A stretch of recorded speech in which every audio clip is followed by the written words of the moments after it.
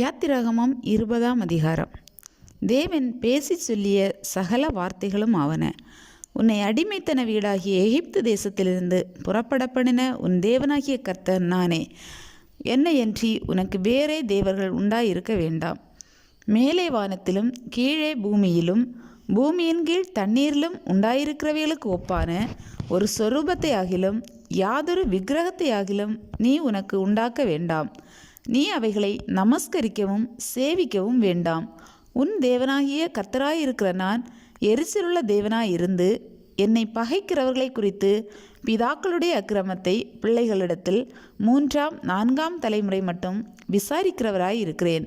என்னிடத்தில் அன்பு கூர்ந்து என் கற்பனைகளை கைக்கொள்ளுகிறவர்களுக்கோ 1000 தலைமுறை மட்டும் இரக்கம் செய்கிறவனாயிருக்கிறேன். உன் தேவனாகிய கர்த்தருடைய நாமத்தை வீணிலே வழங்காதிருப்பாயாக.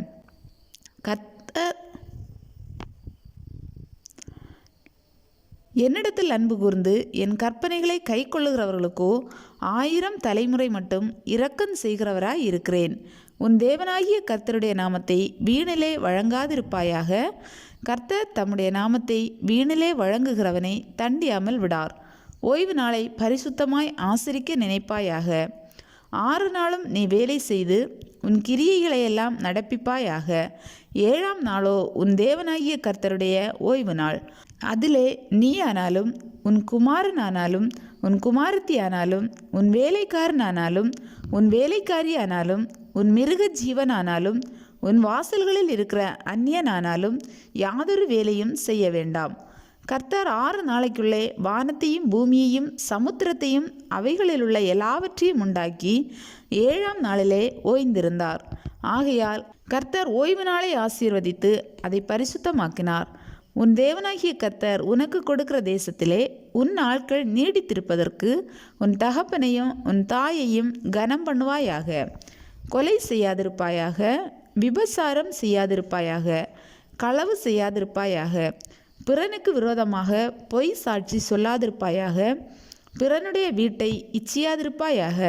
பிறனுடைய மனைவியையும் அவனுடைய வேலைக்காரனையும் அவனுடைய வேலைக்காரியையும் அவனுடைய எருதையும் அவனுடைய கழுதையையும் பின்னும் பிறனுக்குள்ள யாதொன்றையும் இச்சியாதிருப்பாயாக என்றார். ஜனங்கள் எல்லாரும் இடி முழக்கங்களையும் மின்னல்களையும் எக்கால சத்தத்தையும் மலை புகைகிறதையும் கண்டார்கள். அதை கண்டு ஜனங்கள் பின்வாங்கி தூரத்திலே நின்று மோசேயை நோக்கி, நீர் எங்களோட பேசும், நாங்கள் கேட்போம். தேவன் எங்களோட பேசாதிருப்பாராக. பேசினால் நாங்கள் செத்து போவோம் என்றார்கள். மோசே ஜனங்களை நோக்கி, பயப்படாதிருங்கள். உங்களை சோதிப்பதற்காகவும் நீங்கள் பாவம் செய்யாதபடிக்கு தம்மை பற்றும் பயம் உங்கள் முகத்திற்கு முன்பாக இருப்பதற்காகவும் தேவன் எழுந்தருளினார் என்றான். ஜனங்கள் தூரத்திலே நின்றார்கள். மோசே தேவன் இருந்த கார்மேகத்துக்கு சமீபமாய் சேர்ந்தான். அப்பொழுது கர்த்தர் மோசேயை நோக்கி, நீ இஸ்ரவேல் புத்திரரோட சொல்ல வேண்டியது என்னவென்றால், நான் வானத்திலிருந்து உங்களோட பேசினேன் என்று கண்டீர்கள். நீங்கள் எனக்கு ஒப்பாக வெள்ளியினாலே தெய்வங்களையும் பொன்னினாலே தெய்வங்களையும் உங்களுக்கு உண்டாக்கவே வேண்டாம். மண்ணினாலே பலிபீடத்தை எனக்கு உண்டாக்கி அதின்மேல் உன் ஆடுகளையும் உன் மாடுகளையும் சர்வாங்க தகன பலியாகவும் சமாதான பலியாகவும் செலுத்துவாயாக. நான் என் நாமத்தை பிரஸ்தாபப்படுத்தும் எந்த ஸ்தானத்திலும் உன்னிடத்தில் வந்து உன்னை ஆசீர்வதிப்பேன். எனக்கு கல்லினால் பலிபீடத்தை உண்டாக்க வேண்டுமாகில் அதை வெட்டின கல்லுகளால் கட்ட வேண்டாம். அதின்மேல் உளியிட்டவுடனே அதை அசிசிப்படுத்துவாய். என் பலிபீடத்தின் மேல் உன் நிர்வாணம் காணப்படாதபடிக்கு படிகளால் அதன் மேல் ஏறவும் வேண்டாம்.